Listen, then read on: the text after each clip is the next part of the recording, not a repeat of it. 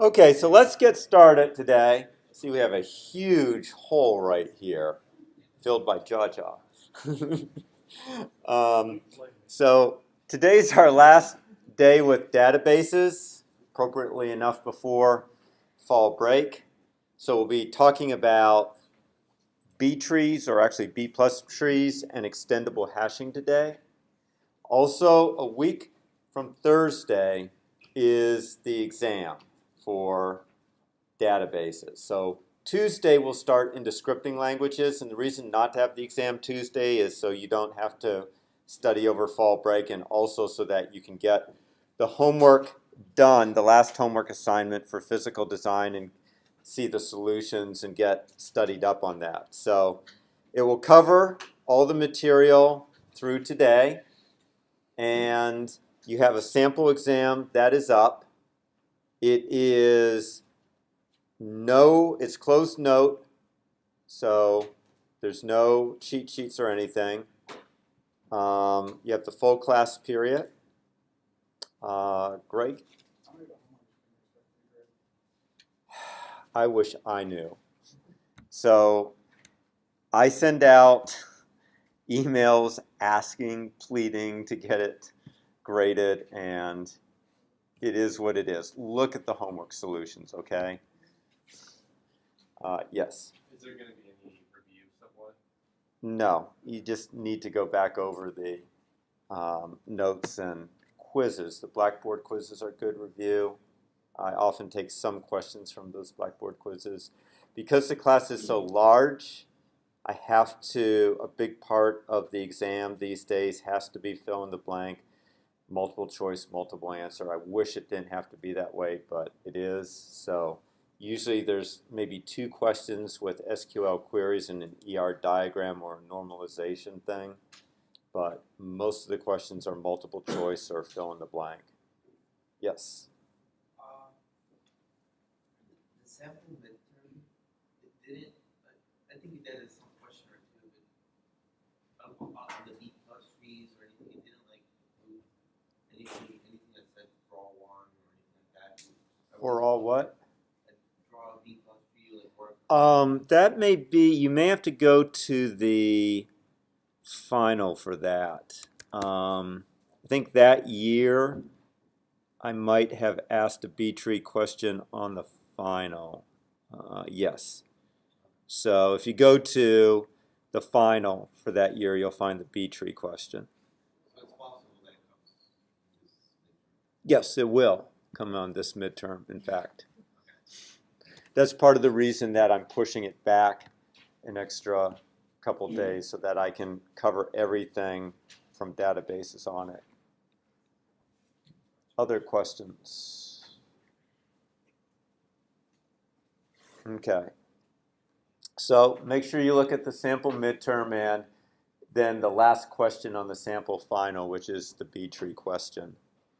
And it's possible that there would be an extendable hashing question, but I'll say it's more likely that it's a B-tree. B+tree. Sorry, I have to be careful in distinguishing a B+tree. Okay, so most of you, I suspect, have at least seen a B-tree in 140 or 302. If not, it's fine. We are actually dealing with, going to talk about B+trees and extendable hashing.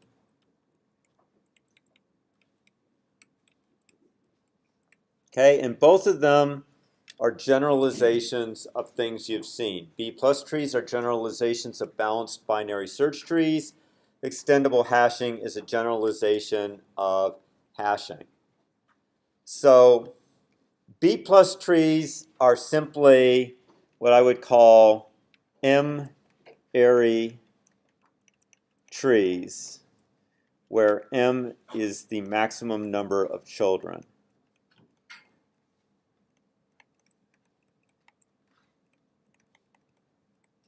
So a binary search tree is a 2-ary tree, has a maximum of 2 children.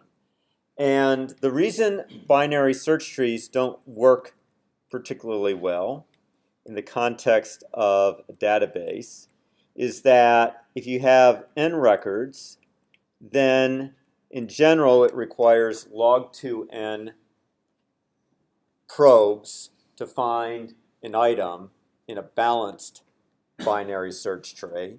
And if n is large, say 2 to the 20th power, which is roughly 1,000,000, then log 2 of that is, good practice, 20.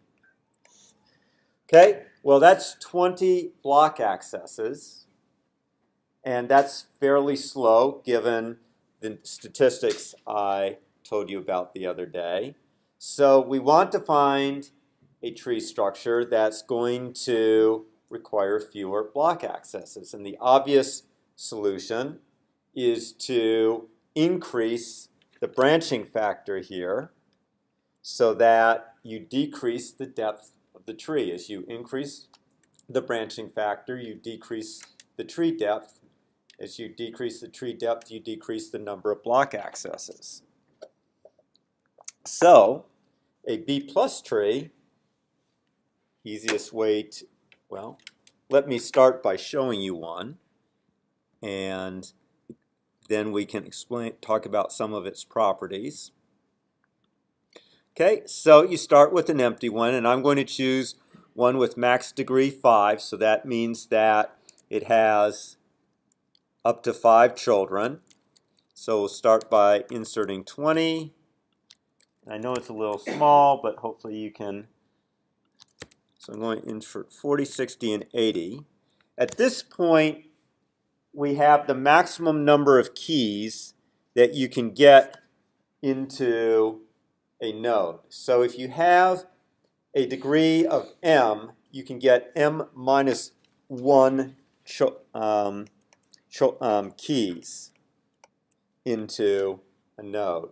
So at this point, if I insert another value, let's say I'm going to insert 100, that's going to overflow the block, and I'm going to have to split it. And what will happen is we will move half the keys to a new block, and it's a bit arbitrary as to which ones move. And then we will promote the key, not promote, but the leftmost key from the new block will become the new root. So I'm going to actually insert 100. I forget which way it splits it. Okay, so it split it so that these 3 values came into the new block. You can see that 60 also became a key in the parent. The difference between a B+ tree and a B tree is that the keys in the B tree, keys only appear in one place. They occur in the leaf, or they occur in an interior node. In B+ trees, all keys appear in the leaves, and certain keys then also appear in the interior nodes. So that's the difference between a B tree and a B+ tree. That's a crucial difference. So you see 60 is both in the leaf and it's in the root. Okay? So at this point, we'll add a couple more keys. So we'll add 5. And you can see that we add it there. Now we'll add 15. And it's still big enough. But now I'm going to add 30. And again, it's going to split it. So 20, 30, and 40 should go to, if I add 30, then these 3 will end up together. And what will get added also to the root?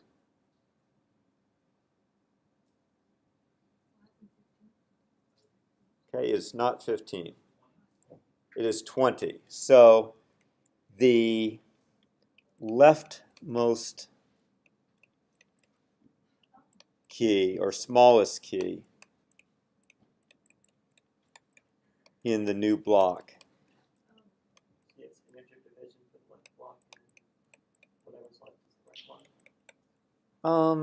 It's a little arbitrary. In this visualization, it's integer division. Whatever is the bigger number goes into the right block.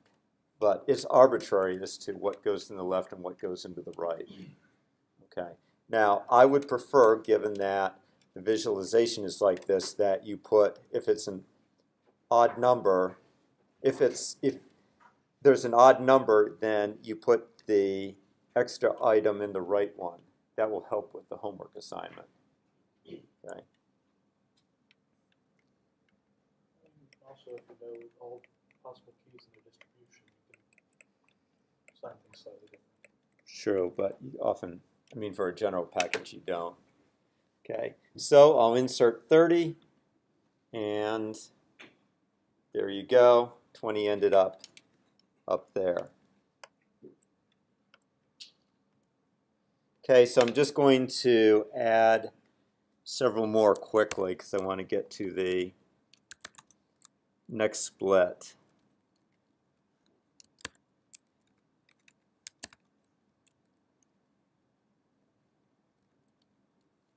Let's see.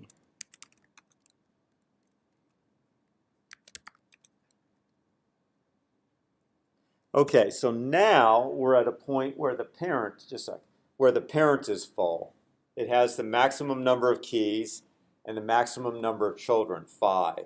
So it's not going to be able to accommodate any more keys.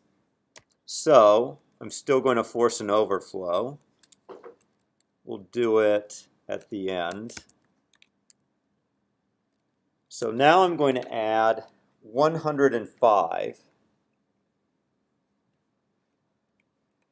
And that's going to split this particular block.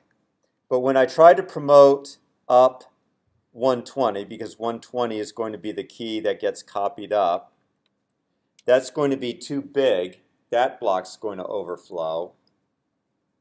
And so we're going to end up, this is going to be a little different. We're going to promote 60. 100 and 120 will form their own block, and 60 will come up by itself. Now here, 60 will not be copied again in the lower block. So you're going to see 60 moving up. So 105, first split, and then 60 moved up. So a key is repeated at most once in the interior nodes. It's never repeated twice in the interior nodes. Okay? So When was it that you had a number at the top? I got confused with that. what do you mean add a number? Like now? Or? Just before, like, we started with only one number, and then children, and then when you added, like when 60 went up to the top, what the keys were? Okay, I can't reverse it, unfortunately. Deletion is going to cause an issue. So basically, before that, there were 4 keys up there. There was 20, 30, 60, if I remember correctly, 100. Okay, then I added a additional key down here, and it caused a split. Okay, when it split, I had to promote 120 up to here, but I couldn't accommodate 120 in that interior node because it can hold at most 4 keys. So I had to split it, which meant 2 of them went to a new block and 60 got promoted. Is there a limit on the number of children each node can have? I know it's 3 and 2. Usually we're used to 2. So a minimum or a maximum? Like a maximum. The maximum you can have is m-1. So if you have an m-degree tree, you can have m-1 keys and m children. Okay, now there is a minimum too that we're going to get to. Okay, so does anyone have any more questions about how this splitting goes? You can do this. You don't need to code it up. I know Dr. Plank makes some of you code it up in 494, and it's quite something. So it's enough that you know how to do the insertion, and in a moment also I'll show you how to do deletion. But here are a number of important properties.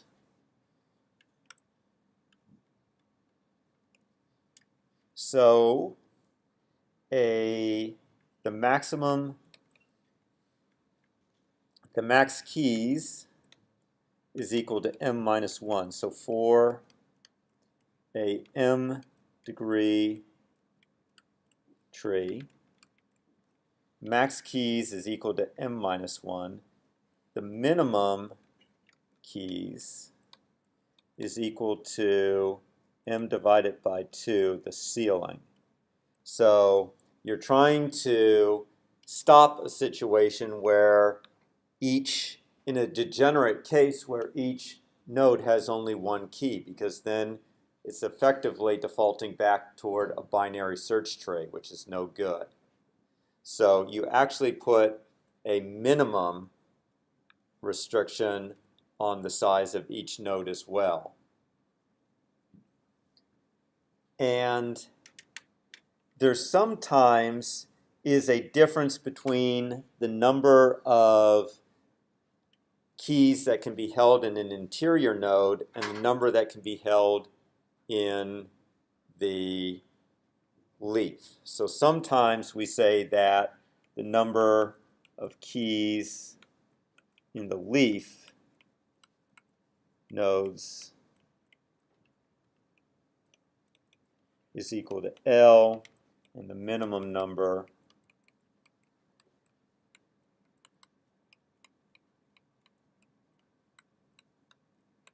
is also L divided by 2.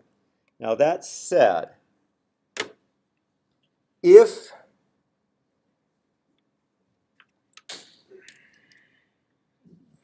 it depends what you are storing in a B+ tree. So generally, a B+ tree, if you remember, is good for clustering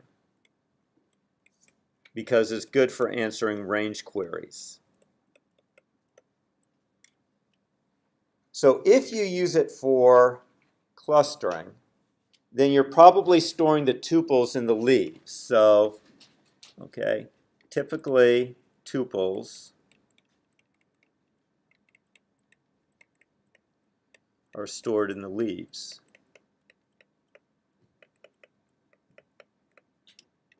If that's the case, then you would expect L to be much less than M.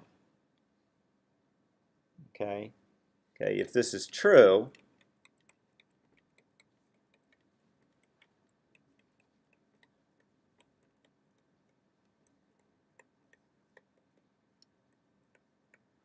that means much, much less than M. And the reason, if you think about it, is a typical Unix block is 4096 bytes.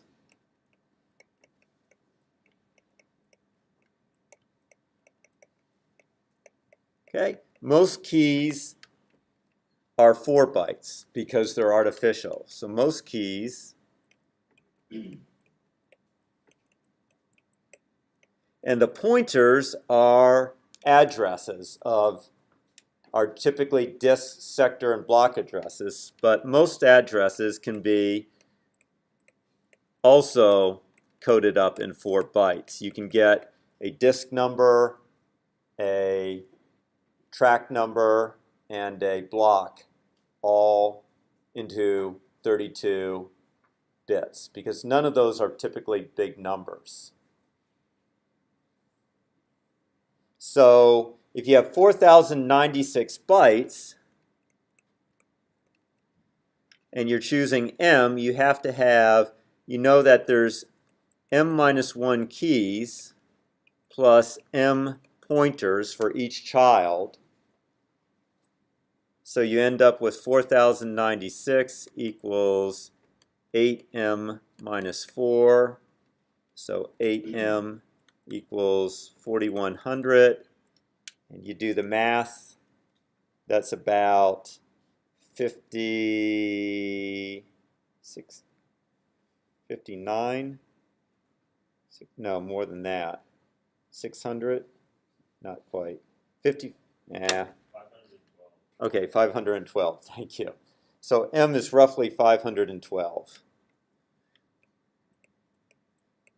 Okay, that's a pretty big branch. Whereas if your tuples, let's say 100 bytes for a tuple, now you can store them contiguously, but basically L is equal to the lower bound of 4096 divided by 100, which is roughly 40. So you can see that L is over a factor of 10 less than M. But nonetheless, M is pretty ginormous.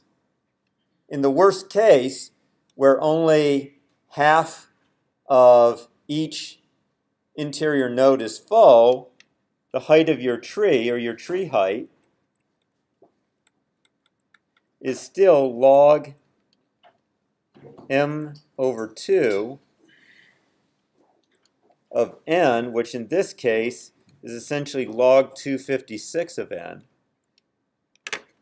which is a much smaller number than log 2 of n.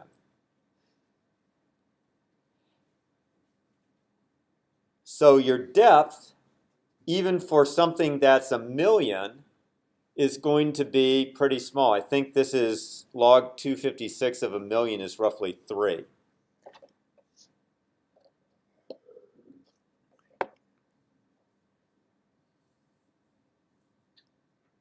Okay.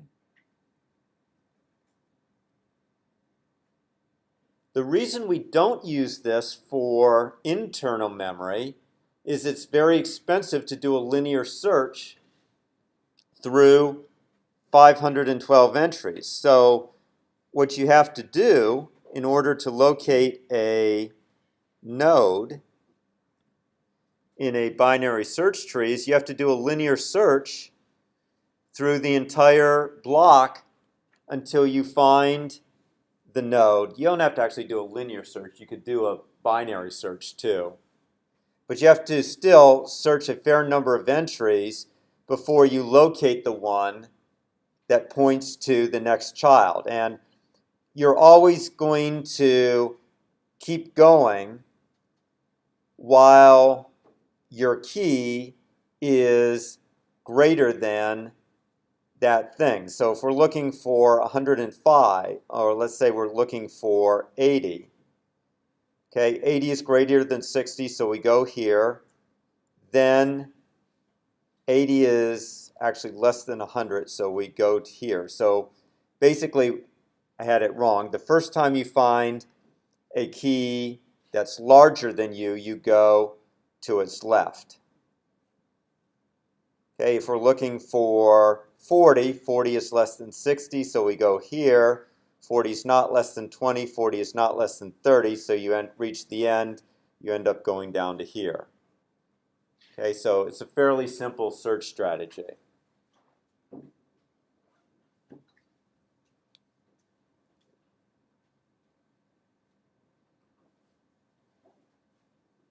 Questions thus far? Okay. Now coming back here, again, you typically use B+Trees for clustering. If you use them as an index, then you're probably doing it because you want some kind of clustering on the index, maybe for salaries, so that you can answer a range query. So again, good for range queries.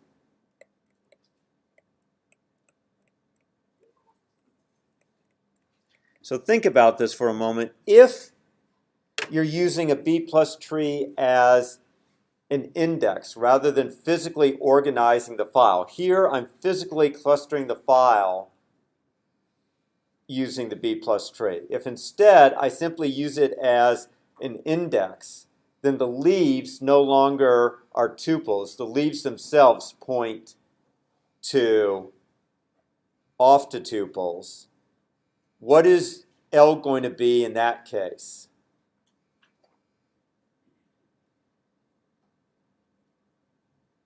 The leaves point to tuples, which is what happens when a B+ tree becomes a secondary index. What is L in that case? So what is L?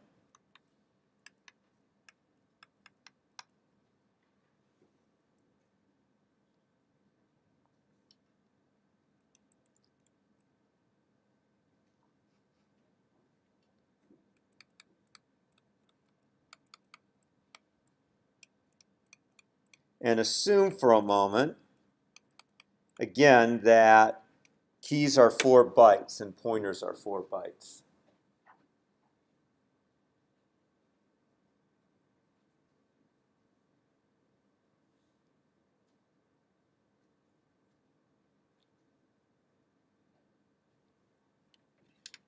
In that case, M equals L.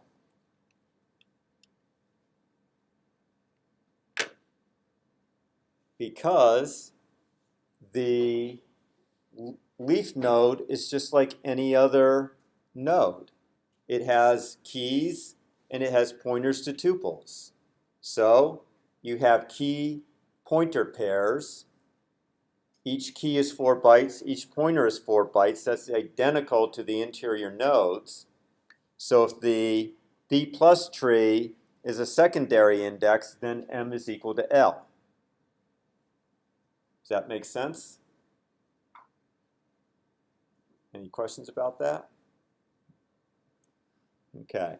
But it's rare that you use a B+ tree as a secondary index. Usually you'll use an extendable hash table. Now, there is one complication with B+ trees, and that is deletion. Okay, so deletion can cause some headaches. And it's not a headache if you can remove a key and it's not an issue. So if you were to remove 140 here, we will do so, you can simply remove it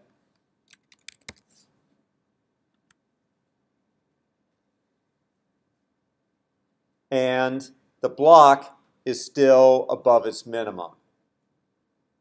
Okay, I think back here I may have said the min keys is actually equal to m-1 divided by 2 upper bound. Because in this case, as you can see, it's an m-ary tree, and you're allowed to have just 2. Okay, so it's easy to delete if the leaf node remains above the minimum, but it becomes a problem if it drops below a minimum. So the first thing we're going to try to do if it drops, let's see, I'm going to add a few more keys here.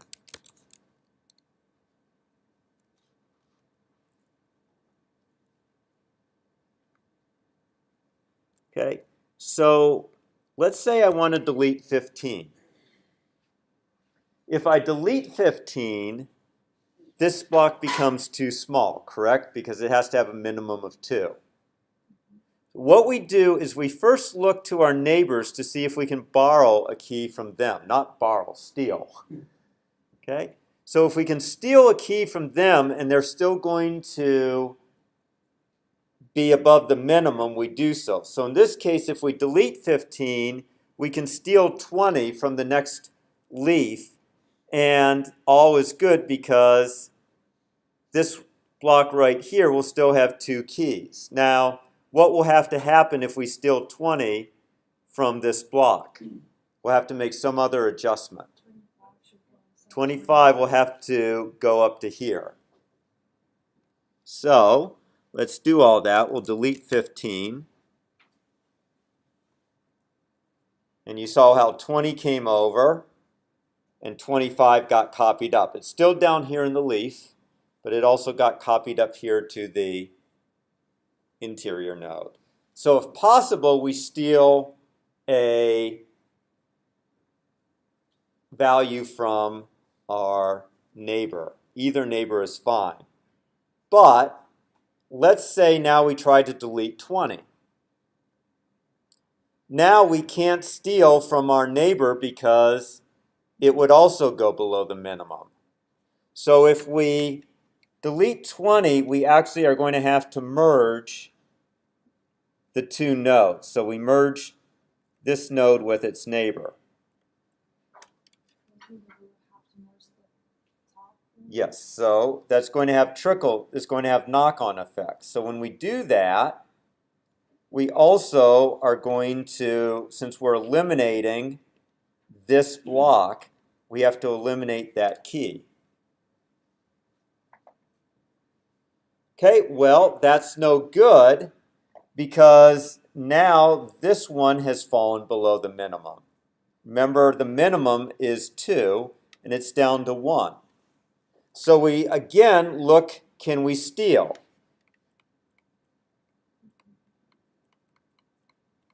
And the answer is no, we can't. So we're going to have to combine. We'll end up combining those three. So we'll now have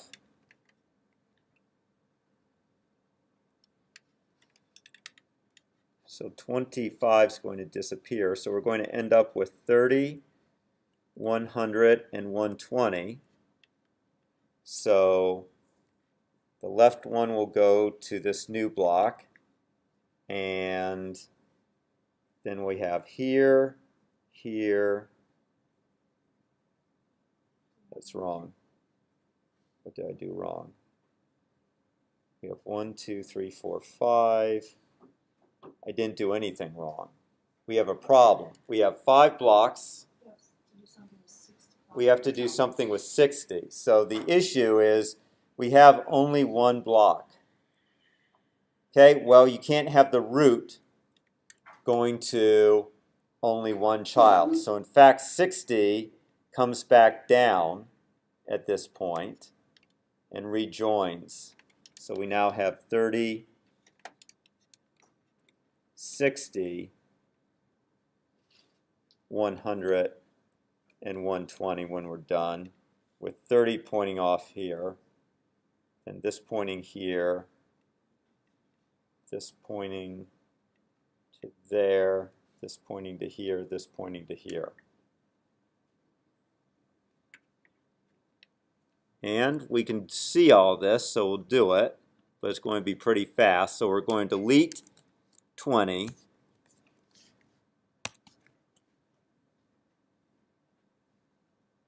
So you see that was pretty fast, but you can repeat this visualization for yourself if you want.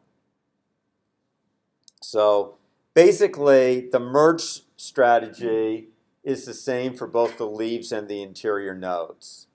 And if you get all the way, it's rare, but if you get all the way up to the root, and the root now has only 1 child, then the root actually moves back down into the lower level, like happened there. So questions about that? So there is one exception to this. The max keys is m-1. The min keys is m-1 divided by 2. Root may have as few as 2 children. That's the one exception. The root is allowed to have as few as 2 children.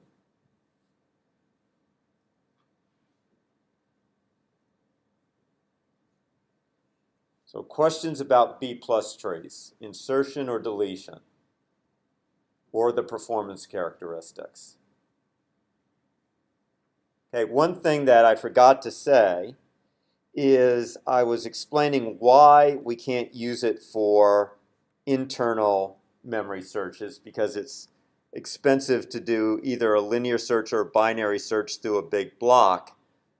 But for external searching, that's fine. A disk access takes so much time that we can spend a lot of instructions to try to minimize a disk access. Remember last time I came up with one disk access might, in the time it takes to do one disk access, you might be able to do 1,000,000 instructions. So you're willing to burn a few instructions in order to minimize disk accesses. But when you're in internal memory, you're not willing to make that trade-off because you have no disk accesses to begin with. So you only use these enormous branching factors for external searching. You don't use them for internal searching. Yes?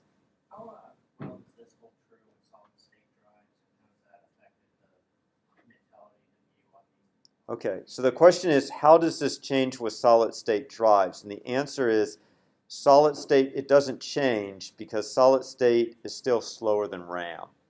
It's still not, it's still slower to go to a solid state memory location than to a RAM location. So you're still willing to burn instructions in order to save your storage. Now, yes? Will Then- it change with could it possibly change with the new things like resistive RAM that are coming out? I don't know enough about it to know. So it's basically, you would probably have to get, trying to think, the ratio would probably have to get less than 10 to 1 before you would consider using B-trees as opposed to large branching trees. So maybe 100 to 1. I guess you could figure out from that. Other questions? Yes. So again, I'm not a hardware person, so I know that RAM is faster. I do not know how much faster RAM is. Let's see, I could probably estimate it because you can do back of the envelope calculations. So if you're on your laptop, you can transfer about 1.5 gigabytes a second. And RAM, does anyone know how fast you can transfer memory in RAM? No? Because the other thing that makes a difference is where you're coming off a cache. Remember, you have level 1 cache, level 2 cache, level 3 cache. And most memory accesses are actually to cache rather than to RAM. So that's also going to affect it. And I'm willing to bet that because the caches are sitting on the same chip, that cache accesses are significantly faster than solid state accesses. Whereas RAM probably not so much. Greg. So that would mean 5 times faster than the new Intel solid state and about 20 times faster than your laptop. There you have it. That's interesting. You might start, I'm guessing people will start experimenting with smaller size trees. But certainly for hard disk drives, you have to know how to do this. Other questions? Yes? Is this just for databases, or is it basically how all information is stored? Probably most information would be on an external storage would be stored either as a B+tree or as a NTFS, extendable hashing. NTFS is a B tree. Okay, so NTF, another thing is a B tree. Sorry, I want to keep being careful. B+tree. Usually so the difference is a B tree stores a record at an interior node, which you dare not do on a database because that destroys your branch out. So in databases, you don't store records at the interior nodes, which is what a B tree does. So B plus tree. Why do you, why does it destroy branch out? Pardon? Why does it destroy branch out? So if you stored, so let's say a tuple is 100 bytes, okay, and your block is 4096 bytes. If you store tuples in the interior nodes, the most that you could get into one tuple would be 40, right? Versus what I had before, which was 512. So it decreases the branch out by a factor of more than 10. So that's why you don't want to store tuples in the interior nodes. So it's really important. I got into trouble with this a couple years ago when I didn't clearly make the distinction between a B plus tree, which does not store tuples in the interior nodes, and B trees, which do. Databases use B plus trees. Okay. Okay. I'm guessing, Jay, that NTF probably uses B plus trees too, but I could be wrong. Actually, looking at the documentation. Okay. Pretty sure it doesn't use B+. Okay, moving on. Extendable hashing.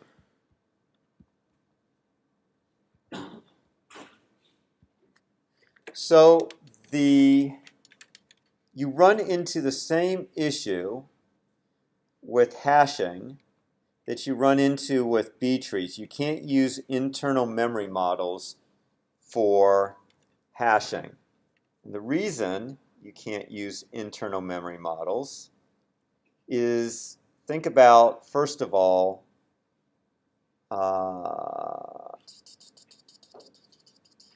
separate chaining. Okay, so separate chaining, you're going to have these buckets. And then you have lists off of these buckets. Okay, so with separate chaining, you're going to have one access that is you're going to get a bucket number, like say 10. Okay, and you're going to go to that bucket. That can be done actually with one disk access because you can store everything contiguously on disk. But now you're going to have to go out to do a linear search on the collisions. And the problem might be that you, depending on how many collisions you have, you might have to look at multiple blocks. Now you hope that's not the case, but you can't be sure about that. Okay? So separate chaining, you can't be sure that you're going to limit the number of disk accesses to 1 or 2. It's much more painful if you have to do a bunch of extra probes in a hash table with disk accesses than it is if it's in memory. And open addressing is no better. If you start having to walk through your hash table, then you're also having to do multiple disk accesses. So hashing is too unreliable in its internal memory form to use for external storage. You can't bound the number of disk accesses.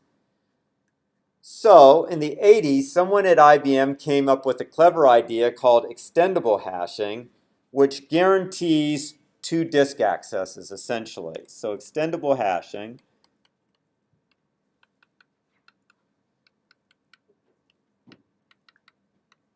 guarantees that a record or tuple, I'll call it a record, which is a tuple, can be found with at most 3 disk accesses.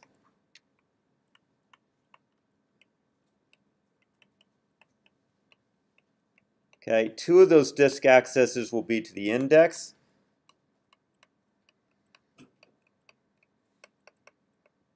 and 1 is to retrieve the tuple.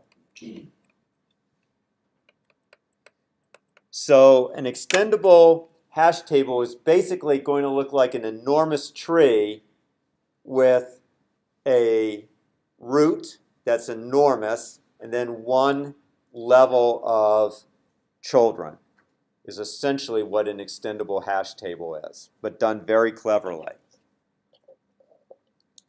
Okay, and easiest way to show it, because I don't have a good visualization,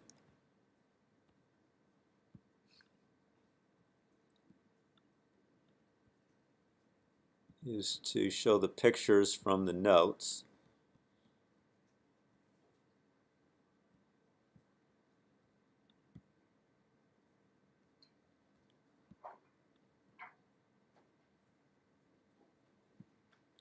Okay, so the basic idea behind extendable hashing is that you first compute a key as 32 bits. So step 1, compute a key as 32 bits.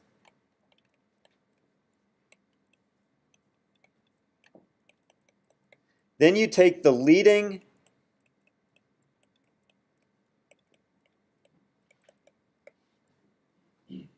D bits as your index or as your bucket number.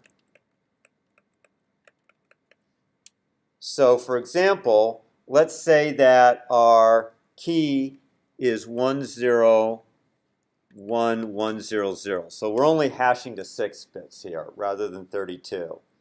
And in this case, D is equal to 2, as you can see by this directory right here. So we take the 2 top level bits, and that's our index. And then we just do a linear search through that bucket, and lo and behold, here it is right there.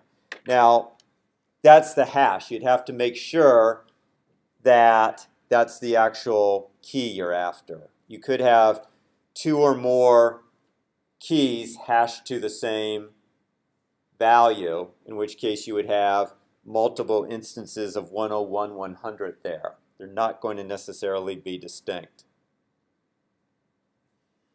Okay, so the upper level or the top level, so the top level root index is stored contiguously on disk. Why is it important, do you think, that it be stored contiguously on disk? Why can't it be fragmented? Why, William? Well, who's it? Greg.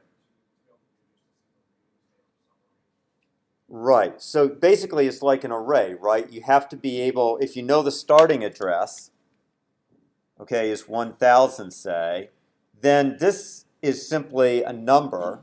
This is actually 2 times some number of bytes will give you the disk address, but only if it's contiguous. If it's fragmented all over the disk, this formula won't work, this addressing formula. So basically, you need your top level root index to look as though it's an array. So you can use the same kind of addressing computation that you would use with an array. Okay, and then each of the leaves is a block. So these are your, quote, leaves, and they are single blocks.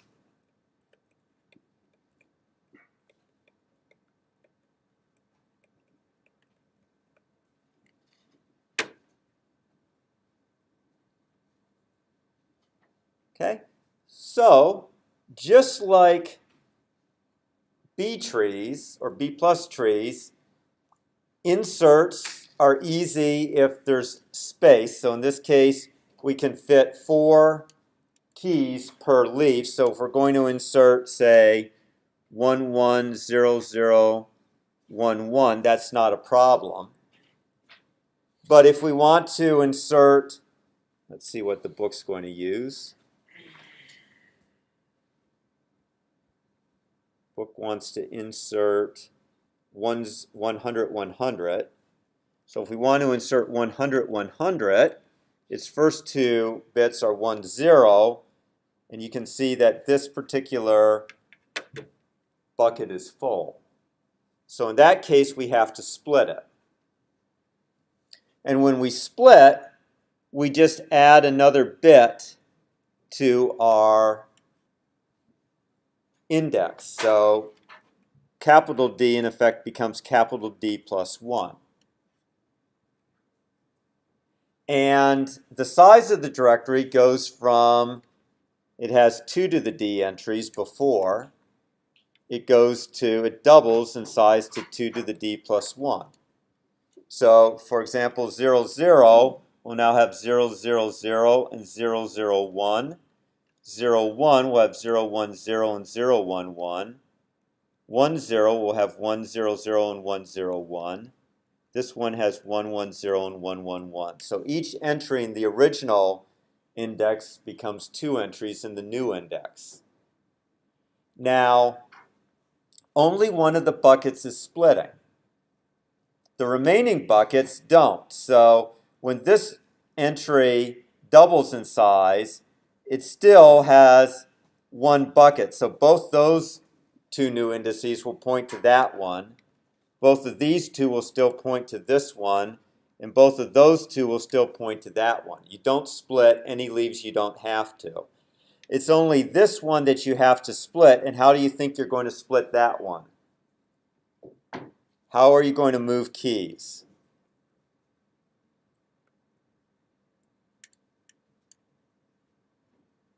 You have to make some decision on how to move these keys.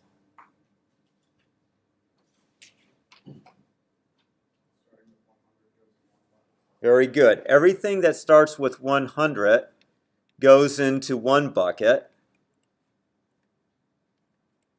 And everything that starts with 101 goes into the other bucket.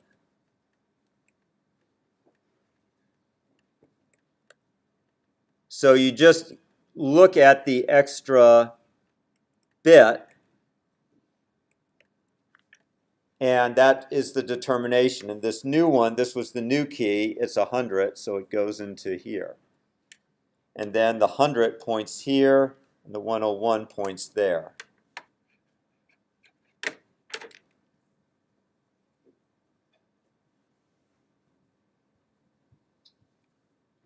And you'll notice that in each of the leaves, there's this number 2.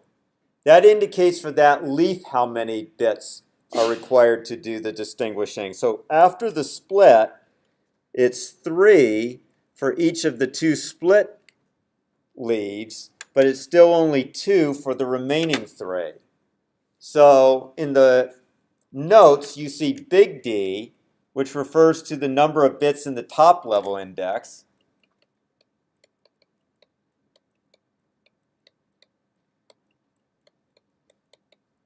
And you also see little d, which is the number of bits used in a particular leaf node. It may not use, and d will always be less than or small d will always be less than or equal to capital D. So the only time you have to split the root is when little d is equal to capital D. If little d is less than capital D, you don't have to split the root. So for example, after you've done the split, this is what you have. And if I were now to insert the key 000101, it's going to go into this leaf right there. It has to be split, but capital D is 3, this little d is 2. That means we don't have to split the root. We only have to move all the ones with 0, 0 over to here. Okay, and all the 0, 0, 1 stay here, and we simply move that entry. and each of them now becomes 3. Small d becomes 3. Okay, so it's actually very rare that you have to split the root. Incredibly rare. Not so rare that you have to split the leaves, but very rare that you have to split the root. Okay, and I said 3 disk accesses.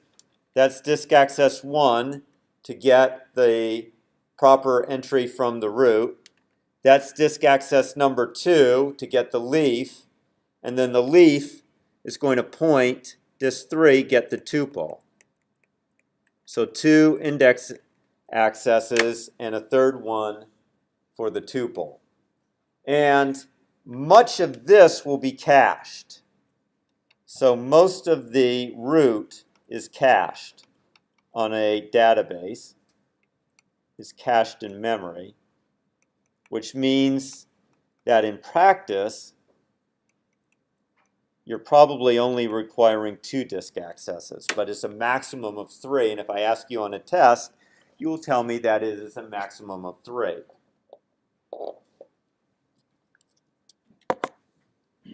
And we're not going to talk about deletions. That's too complicated. Yes? I'm not computer science, so I'm not sure what cache means. So there is, so computers will sometimes allocate, so RAM is much faster than external storage, okay?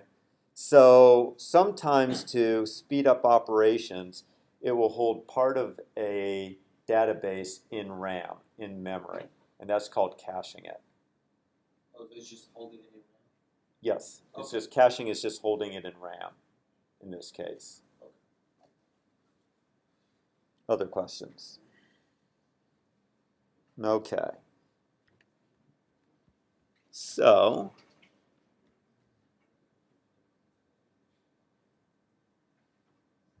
let's see here.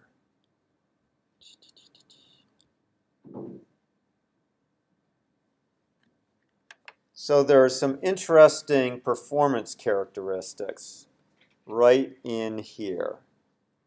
So first of all, the expected number of leaves is n divided by m log 2 of e. So expected number of leaves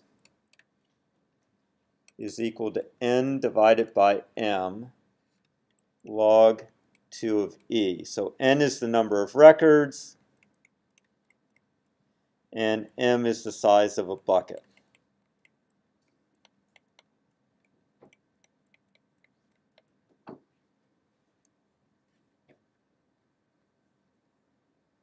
Okay, so there's that many. So if you're looking at the average occupancy level, there's n records divided by this many buckets. So the average occupancy, or the average fullness, is n divided by the number of buckets. Okay, so the m's going to come up, and it's going to be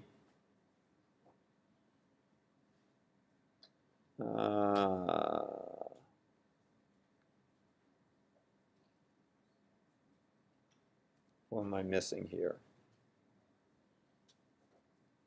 N records, M, oh, that's right, sorry. That's the number, what am I doing wrong?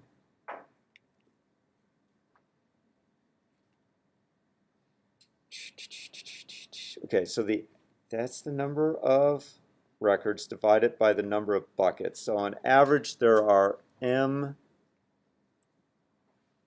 divided by log 2E records per bucket. And then because there are M records, that's right. So that's the number, the average, that's the average number of records per bucket. Then if I want to get the average percent full, I need to divide by M because that's the number I can get. So if I divide that by M, I get 1 over log 2E.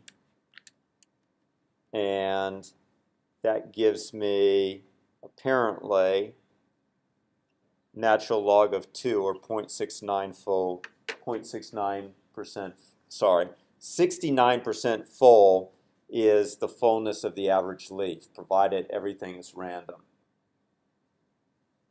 Okay, and it turns out that's roughly the same as the load factor for a leaf in a B+ tree.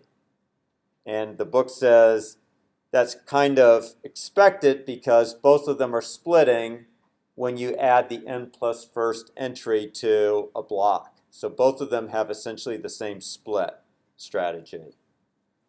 Okay, then what made it so interesting is originally people were saying this is nice except if D gets large.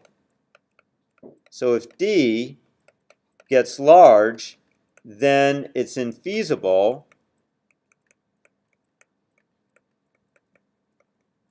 to store the root. So the question was, when this was first introduced, does D get very large? And the answer is no. It turns out that the total expected size of the directory is right there. And as long as M is pretty big, so it's order n to the 1 plus 1 divided by M, over M is the expected size of the directory, not of D. So 2 to the D is roughly that size. So as long as M is big, this number is not particularly large. Now, if M is small, that's a different matter. But typically M is large, like on the order of 500. So 500, if M is 500, you're looking at n to the 1 plus 1 over 500 divided by 500. That's not a particularly big number. So it turned out in practice, D does not get big. So in practice, D does not get big. And this works well. So it turned out that extendable hashing became a workhorse in database systems. And in fact, extendable hashing is typically used for secondary indices.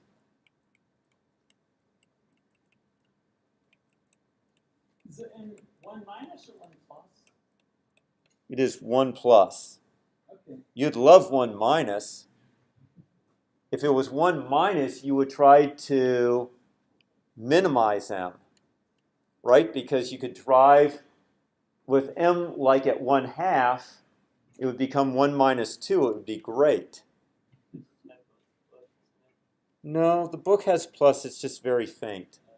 You can't maybe see it up there, but it really, yeah, it's faint. The horizontal is very strong.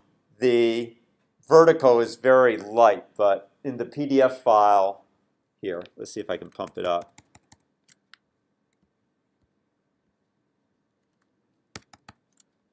See, it's a plus. 1 plus. Okay, so extendable hashing is typically used for secondary indices.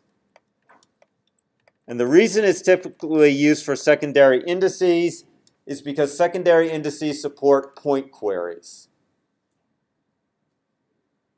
And you don't need clustering for a point query. Okay, so that's the thing that extendable hashing doesn't support. It doesn't support clustering.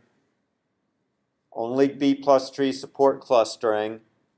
So, but you don't need clustering for a secondary index in general. Therefore, you typically use extendable hashing for secondary indices. The one exception is if you need to perform a range query even on the secondary index. The classic example is salaries. Oftentimes, the secondary index for salary will be a B+ tree because you still want to do range queries. on salaries. But that's one of the rare exceptions. Okay, now, the reason I keep beating this horse is because it seems no matter how many times I make a distinction between point queries and range queries, when I ask this question on an exam, half the class misses it. Okay, range queries require clustering, point queries do not. Range queries equal clustering equal B+Tree. Point query equals non-clustering equals extendable hashing. Got it? Yeah. Good. Maybe we'll be up to 75% on the test this time. Okay, any other questions? In that case, enjoy fall break. Get this last homework for databases done, and we will move on to scripting languages starting on Tuesday.